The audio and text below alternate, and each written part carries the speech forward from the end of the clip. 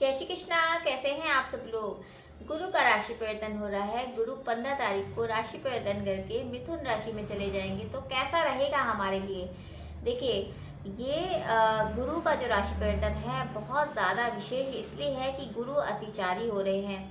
क्योंकि गुरु एक सामान्यता गति से जब चलते हैं तो साल भर में एक बार राशि परिवर्तन करते हैं, लेकिन इस बार गुरु जल्दी जल्दी राशि परिवर्तन करेंगे तो गुरु की स्पीड बहुत ज़्यादा हो जाएगी, सामान्य स्पीड से जल्दी हो जाएगी, यानी तेज हो जाएगी। अब गुरु जब राशि परिवर्तन करेंगे, पहले तो मिथुन राशि में आ रहे हैं, उसके बाद वो अक्टूबर में चले जाएंगे कर्क राशि में, फिर वक्रगत स्थिति से चले जाएंगे दिसंबर में मिथुन राशि में, यानी कि 3 बार राशि परिवर्तन इसी साल हो जाएगा। गुरु जो है ज्ञान के प्रतीक होते हैं, वो पालन करता है, देवताओं के गुरु हैं, गुरु ज्ञान है, गुरु शिक्षा है, गुरु नॉलेज है। तो जब गुरु राशि परिवर्तन करेंगे तो बहुत कुछ चेंजेस भी होंगे, क्योंकि गुरु अतिचारी भी हो रहे हैं, यानी कि जो जुपिटर है, जो बृहस्पति देव है, देवताओं के गुरु जो हैं वो अतिचारी हो जाएंगे और अपनी सामान्य गति से ज़्यादा चलेंगे, यानी कि एक साल में एक बार राशि परिवर्तन करते हैं गुरु, लेकिन अभी वो काफ़ी बार राशि परिवर्तन करेंगे। तो गुरु आपके कौन से भाव में आ रहे हैं। देखिए, गुरु आ रहे हैं आपके 12वें भाव में, यानी कि 12वां भाव व्यय का होता है। लेकिन ये है कि जो आपके रुके हुए काम थे, जो विदेश से रिलेटेड काम थे, उन्हें कराने आ रहे हैं। खर्चा तो जरूर कराएंगे गुरु, लेकिन अच्छी जगह कराएंगे, क्योंकि गुरु अपने में स्वयं में सात्विक ग्रह हैं, स्पिरिचुअल ग्रह हैं। तो वो आपका जो खर्चा है, क्योंकि व्यय भाव है, तो आपका जो खर्चा है वो अच्छी जगह कराने के लिए आ रहे हैं। ऐसा नहीं कि आप फिजूल खर्ची कर रहे थे तो उसमें आपका सहयोग देंगे, बिल्कुल नहीं। आपका जो खर्चा है वो अच्छी जगह होगा और तो परेशानी की बात नहीं है आपकी, बल्कि जो कर्जे थे वो भी आपके मुक्त होने वाले हैं।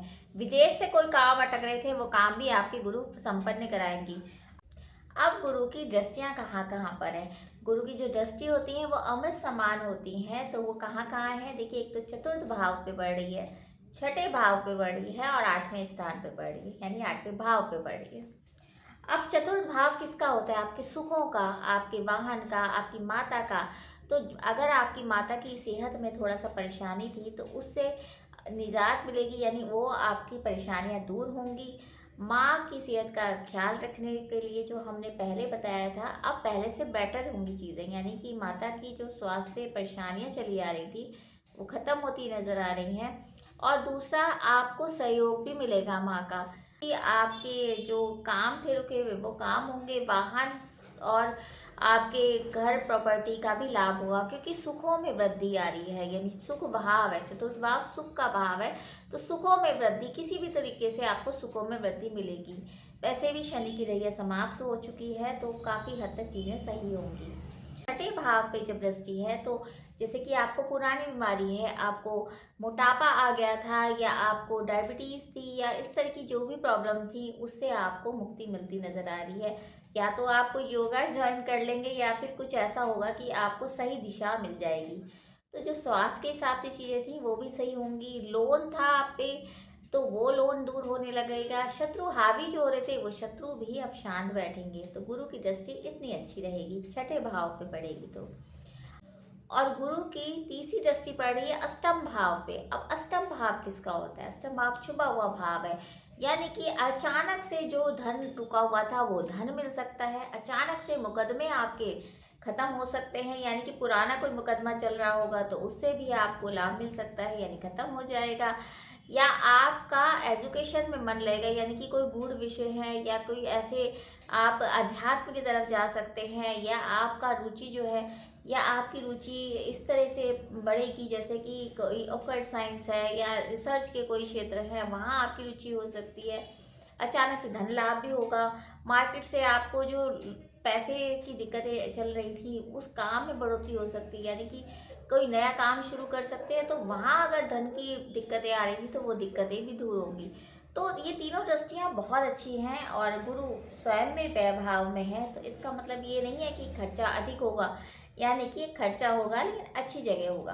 इसका मतलब ये भी नहीं है कि आप गलत संगत इस्तेमाल करें, यानी गलत संगत का साथ दें, गलत कर्म करें तो गुरु आपकी सहायता करेंगे। क्योंकि देखिए, शनि तो मीन राशि में है, तो कोशिश करिए, अच्छे कर्म करिए, धर्म से जुड़े रहिए, तो गुरु आपकी सहायता जरूर करेंगे। तो ये तो था गुरु का राशि परिवर्तन। जब मिथुन राशि में आएंगे तो किस तरह से आपके जीवन में बदलाव आएंगे।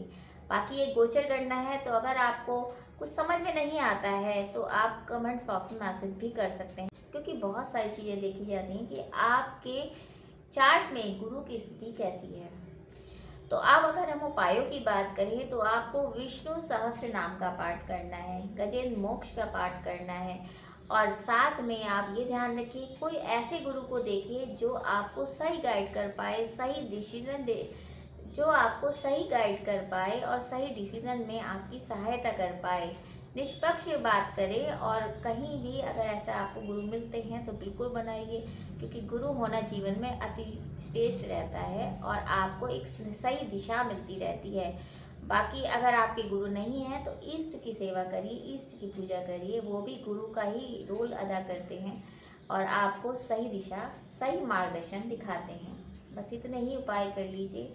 बाकी तो मैं ये हमेशा बताती हूँ कि किसी नीडी पर्सन को, कोई ज़रूरतमंद है, उसको ज़रूर आप कुछ ना कुछ डोनेट करिए, कुछ सहायता करिए, उसका फल अति श्रेष्ठ मिलता है और ईश्वर की कृपा भी मिलती है और ब्लेसिंग भी आपको ज़रूर लगती है। क्योंकि किसी भूखे को रोटी जब खिलाई जाती है तो उसका जो आशीर्वाद है वो आपके साथ हमेशा रहता है। उम्मीद है ये छोटी सी जानकारी आपको अच्छी लगी होगी। बाकी यही उम्मीद करी जाएगी, ये जो गुरु का राशि परिवर्तन है आप सभी के लिए बहुत अच्छा जाए, सारी मनोकामना आपकी पूर्ण हो।